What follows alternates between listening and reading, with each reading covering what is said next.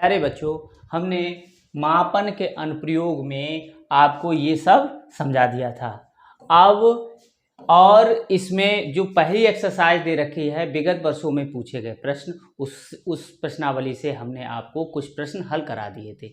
आज हम आपको उस प्रश्नावली में उससे आगे के प्रश्न हल करना सिखाएंगे। आगे देखते हैं। देखो बच्चों, ये सब हमने करा दिए थे, ये भी करा दिया था। इसमें से आपको हमने क्वेश्चन 14 तक करा दिए थे। अब इसमें आगे देखते हैं। देखो बच्चों, ये 15 से स्टार्ट है।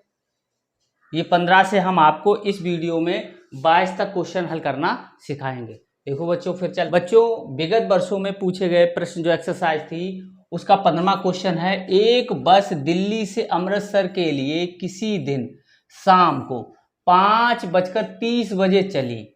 शाम को चली तो इसका मतलब 5:30 PM इतने चली होगी। शाम का मतलब PM। ठीक है बच्चों। अगले दिन 7:36 पर 7:36 पर वह अमृतसर पहुंच गई। तो बस द्वारा अमृतसर पहुंचने में लगा समय ज्ञात करना हमें बच्चों। अब देखो बच्चों, ये सुबह पहुंच रहा है, ठीक है, और यहां से चल रहा है। तो अब आपको ध्यान रखना है कि 5:30 से जब चली होगी तो रात में 12 भी बजा होगा। तो हमें क्या करना है कि इस समय से 12 बजे तक कितना समय लगा वो निकालना होगा। फिर 12 बजे से आगे जो जितना बजता है बच्चों, 2:30 हुआ तो इसका मतलब हो गया 2 घंटा 30 मिनट। इसी प्रकार जब वो 7:36 पर पहुंचा तो इसका मतलब हो गया कि अगर कोई व्यक्ति 12 बजे से चला होता और 7:36 पे पहुंचा होता, उसे 7 घंटा 36 मिनट लगते। तो हमें क्या 2 भागों में करना है। 12 बजे तक ये हमें समय निकालना है और फिर 12 बजे के आगे ये समय दे रखा है हमें, तो हमें टोटल करना है। तो सबसे पहले हमें क्या करना है, 12 से हमें 5:30 को घटा देना है। तो कितना यहां से हासिल ली, यहां पर हो जाएगा 60 में से 30 गया 30 बच्चों। फिर यहाँ 11 में से 5 बच्चों गया तो 6। तो बच्चों ये देखो 6:30 उसको लगा।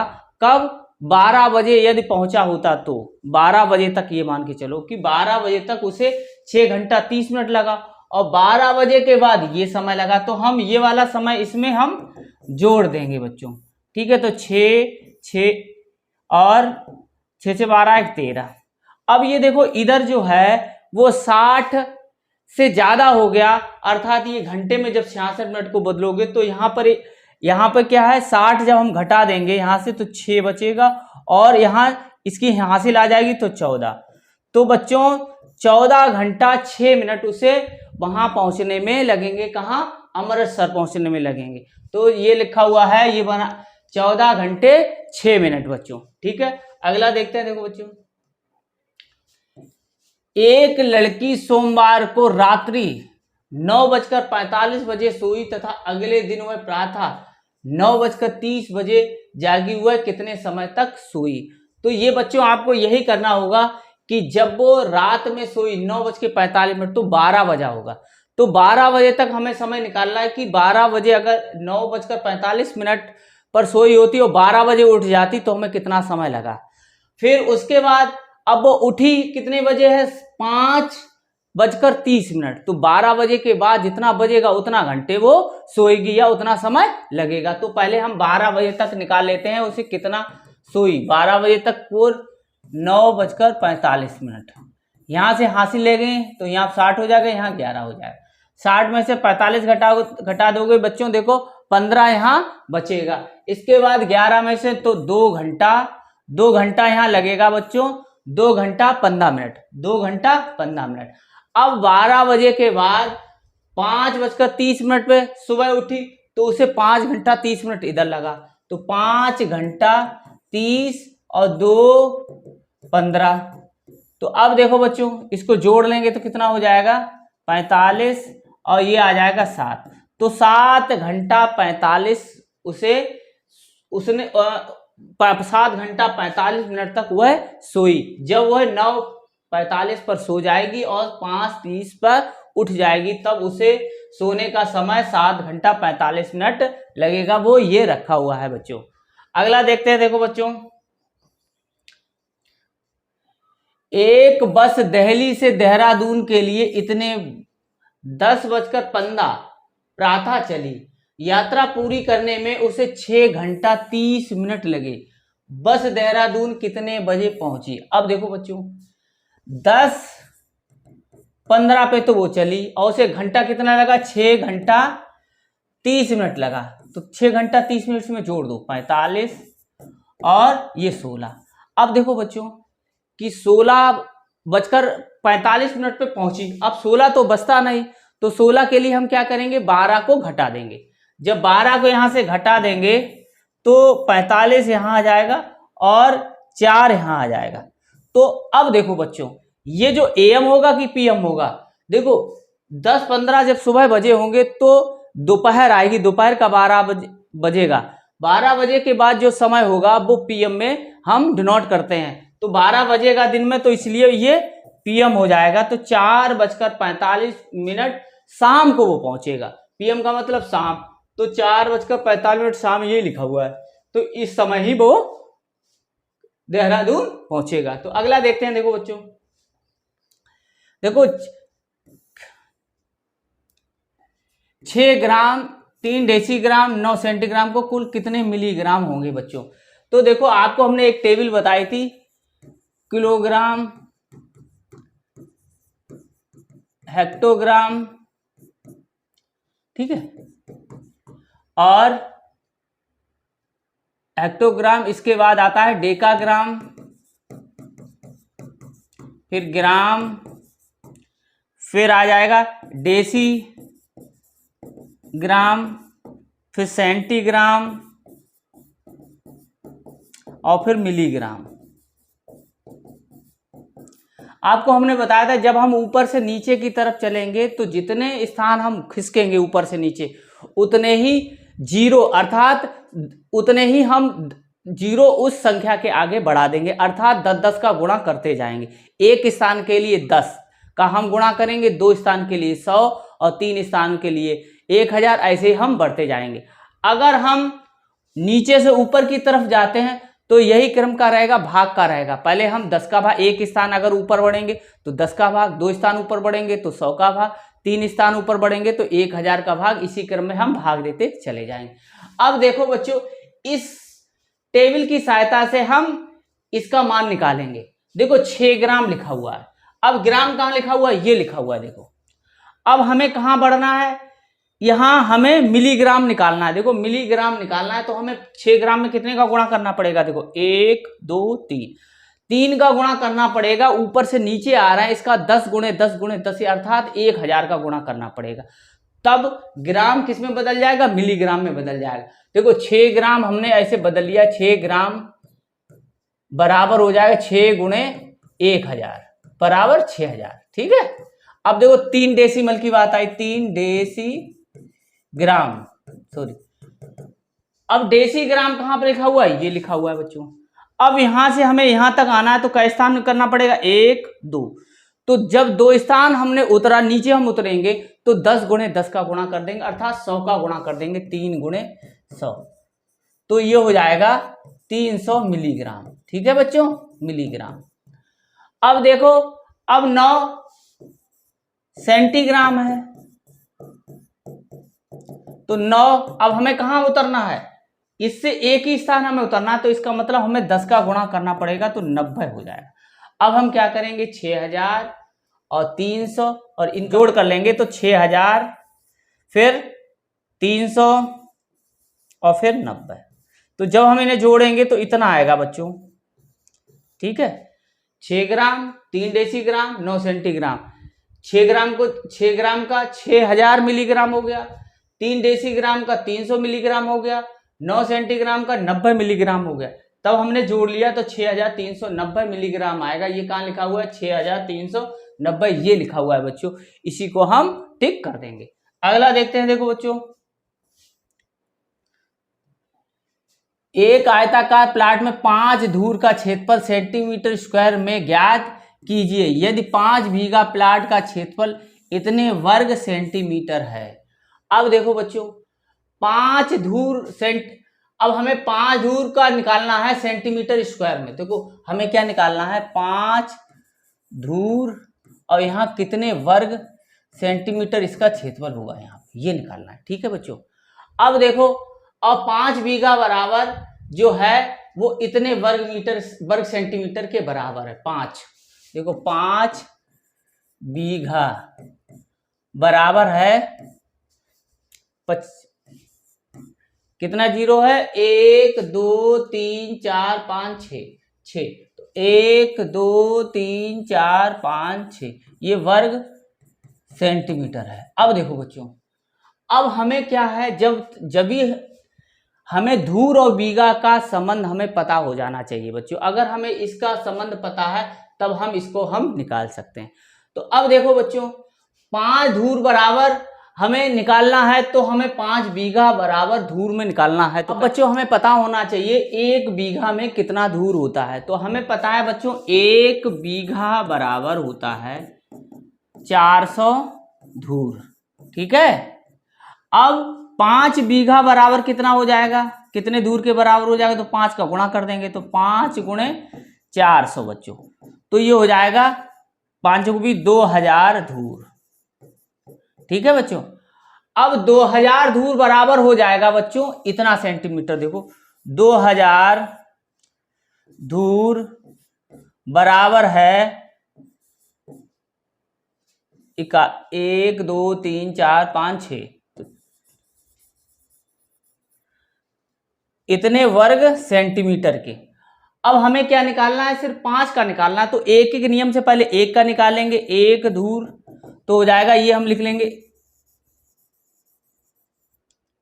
बटे 2000। अब फिर 5 धूर निकालेंगे, तो 5 धूर का एक एक नियम से ये निकलेगा, 5 धूर बराबर बच्चों इसमें 5 का गुणा हो जाएगा, तो 5 धूर बराबर हो जाएगा बच्चों, ये 6 जीरो बढ़ा लो यहां पर, गुणे 5 हो जाएगा बटे इतना, तो 1 2 3 1 2 3। इसके बाद बच्चों इसको कर देंगे भाग, तो ये 25 आ जाएगा, 1 2 यहां बचेगा। ठीक है, अब 5 का गुणा कर लेंगे तो 25 पंचे 125 और ये 2 जीरो, तो बच्चों कितना आ जाएगा, 12500 वर्ग सेंटीमीटर आ जाएगा। जो कौन सा रखा हुआ है, ये रखा हुआ है। तो बच्चों आप समझ गए। तो अब हम आपको एक दोबारा बता देते हैं कि एक आयताकार प्लाट में 5 धूर का क्षेत्रफल सेंटीमीटर स्क्वायर में निकालना है। अब देखो, अब बच्चों क्या दे रखा है, यदि 5 बीघा प्लाट का क्षेत्रफल इतना दे रखा हुआ है, इकाई, दहाई, सैकड़ा, हजार, 10,000, लाख, 10 लाख, यानी 5 बीघा बराबर होता है 50 लाख वर्ग सेंटीमीटर। अब देखो बच्चों कैसे संबंध निकालना है, हमें ये पता चल जाए कि बीघा और धूर में क्या संबंध है, तो हम इसको हल कर सकते हैं। तो हमने क्या पता किया बच्चों, 1 बीघा बराबर होता है 400 धूर, तो 5 बीघा बराबर कितना धूर के हो जाएगा, तो उसमें हमने क्या किया, 5 का देखो 1 बीघा बराबर 400 धूर, तो 5 बीघा बराबर 5 गुणे 400, तो ये 2000 धूर के बराबर हो गया। अब 2000 धूर कितने के बराबर हो जाएगा, 50,000 के बराबर हो जाएगा बच्चों। देखो 2000 धूर बराबर 50,000 वर्ग सेंटीमीटर, यानी सेंटीमीटर में ही हमें ज्ञात करना है। तो ये संबंध हमें मिल गया धूर और सेंटीमीटर में। अब हमें क्या निकालना है, 5 धूर का मान निकालना है। तो ये एक एक नियम से बच्चों हम निकालेंगे कि 2000 धूर बराबर इतने वर्ग सेंटीमीटर, तो 1 धूर बराबर इतने वर्ग सेंटीमीटर, तो 5 धूर बराबर इतने सेंटीमीटर के होगा। इसको हम डिवाइड कर लेंगे, तो यही आंसर आ जाएगा 12,500। अगला देखते हैं, देखो बच्चों, अब बच्चों 21वां सवाल देखते हैं कि यदि 1 एकड़ में गेहूं की उपज 580 केजी हो तो 1 हेक्टेयर में कितने टन गेहूं का उत्पादन होगा। तो देखो बच्चों, अब हम आपको समझाते हैं, 1 एकड़ में 580 केजी गेहूं उत्पादन होता है। अब हमें निकालना है 1 हेक्टेयर में, गेहूं का उत्पादन, ये हमें निकालना है टन में निकालना है। देखो बच्चों, अब देखो बच्चों, जब तक हेक्टेयर को हम एकड़ में नहीं बदलेंगे तब तक हम ये किलोग्राम में नहीं निकाल पाएंगे कि 1 हेक्टेयर में कितने केजी गेहूं होगा। तो सबसे पहले हम हेक्टेयर को एकड़ में बदलेंगे, तब हम एक एक नियम की सहायता से निकाल पाएंगे कि 1 हेक्टेयर में कितने केजी गेहूं पैदा होता है। अब देखो बच्चों, 1 हेक्टेयर बराबर होता है 10,000 वर्ग मीटर और 1 एकड़ बराबर होता है 4,047 वर्ग मीटर। ठीक है बच्चों, अब देखो तो हमें जब 1 हेक्टेयर निकालना है तो हमने इसमें भाग कर दिया बच्चों। देखो ठीक है, 1 हेक्टेयर बटे 1 एकड़ बराबर ये आ जाएगा बच्चों, हमने दो इस ऐसे भाग कर दिया तो अब ये इधर आ जाएगा। यहां पे बिगाड़ दे रहे, अगले स्टेप में आप नीचे कर लेना, ये वाला अब इधर आ जाएगा गुणा होके। तो इसका मतलब ये हो गया बच्चों कि 1 हेक्टेयर में इतने एकड़ भूमि होती है। ठीक है, अब 1 एकड़ में 580 केजी गेहूं होता है तो इतने एकड़ में कितना गेहूं केजी होगा। तो इसके लिए क्या करेंगे बच्चों कि इसमें हम गुणा कर देंगे। देखो एक एक नियम से निकालेंगे। 1 एकड़ में गेहूं की पैदावार कितनी है, 580 केजी, तो इतने में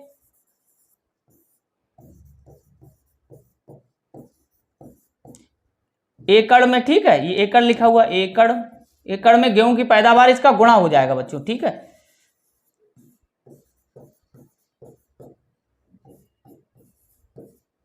ठीक।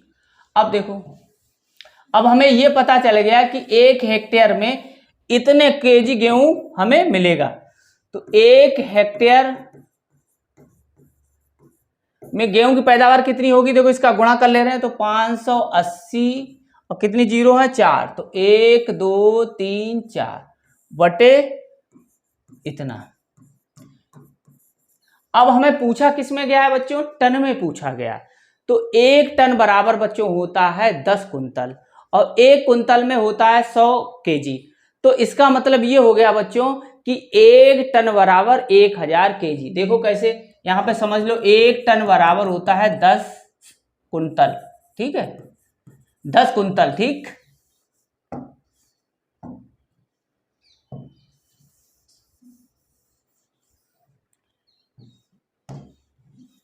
दस कुंतल।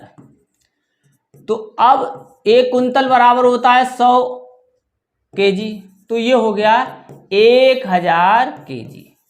ठीक है बच्चों, तो 1 टन बराबर 1000 केजी। अगर हमें किलोग्राम को टन में बनाना है तो हमें 1000 का भाग करना पड़ेगा। तो यही हम इसमें करेंगे बच्चों। ठीक है, इसको हम बिगाड़े दे रहे हैं तो इसको केजी को हम किस में बनाएंगे, टन में। 1 2 3 4 5 हो गए और ये, इसके बाद 1000 का हम भाग दे देंगे। देखो बच्चों, ठीक है, 5 1 2 3 1 2 3। अब बचा बच्चों 5800 बटे इतना। अब ये टन में हो गया बच्चों। अब हम क्या करेंगे कि 4047 का भाग 58 में हम करेंगे। देखो बच्चों, 4047 का भाग हम 5800 में करेंगे तो एक बार जाएगा तो 4047 और 10 में से 7 गया 3 बच्चों, फिर 9 में से 4 गया 5, फिर यहाँ 7 बचा तो 7 लिख देंगे, फिर 1 रख लेंगे, फिर यहाँ दशमलव लगा लेंगे, 1 0 हम बढ़ा देंगे। अब देखो बच्चों, 4 चौकू 16 इसमें भाग करेंगे, 4 बार जा सकता है तो 7 चौक 28 हासिल लगी 2, 4 चौकू 16 और 18, आगे 0 इसलिए पूरा रहेगा तो 4 चौकू 16। अब इससे घटा देंगे, 10 में से 8 गया 2, 12 में से 8 गया 4, फिर यहाँ से ले ली तो 4 में से 1 गया 3 और फिर 1 बचेगा बच्चों। ठीक है, अब देखो बच्चों, अब दशमलव लग चुका है इसलिए 0 बढ़ा लेंगे तो 1 2 3 1 2 3 4 3 12, तो 3 का भाग जाएगा 7 21 हासिल लगी 2, 4 12, 12 2 14 हासिल लगी 1, अब 14 पूरा आ जाएगा, 4 12। तो बच्चों 10 में से 1 गया 9, 11 में से 4 गया 7, फिर यहाँ से हासिल 3 में से 1 गया 2 और फिर 1, फिर क्या करेंगे, फिर 0 बढ़ा लिया बच्चों। देखो ठीक है, फिर ये देखो ये 3 बार फिर जाएगा। ठीक है, ऐसे आता जाएगा बच्चों, ठीक है। और 1.433 के लगभग कोई मान रखा होगा बच्चों, कौन सा रखा हुआ है, ये वाला रखा हुआ है, देखो ये 1.43226 रखा हुआ है। तो इसको आप पूरा भाग करके देख लें कितना आएगा, लगभग इतना ही आ रहा है, 1.4 की कोई भी और आंसर नहीं दे रखा है, इसलिए ये वाला आंसर हो जाएगा। अगला प्रश्न देखते हैं, देखो बच्चों, खलील ने दिल्ली की एक दुकान से 5 ग्रॉस पेन खरीदा, तो इसे आप दर्जन में बदलिए। तो हमें बच्चों पता होना चाहिए 1 ग्रॉस बराबर कितना होता है, 12 दर्जन होता है, ठीक है। अब देखो बच्चों, इसे निकालना है 5 ग्रॉस, तो अब क्या करेंगे, 5 ग्रॉस का निकालने के लिए इसमें हम 5 का गुणा कर देंगे, तो 12 पंचे 60 ग्रॉस आएगा बच्चों, ठीक है। तो बच्चों आज का वीडियो आपको कैसा लगा कमेंट कर अवश्य बताएं। इसके शेष प्रश्न रह गए हैं बच्चों, वो हम अगले वीडियो में आपको बताएंगे ये सब। इसके लिए आपको हमारे चैनल गुरुजी की पाठशाला को सब्सक्राइब करना होगा और बेल आइकन को भी दबाना होगा, जिससे कि इस पे बनाए गए वीडियो का नोटिफिकेशन आपके पास पहुंच सके।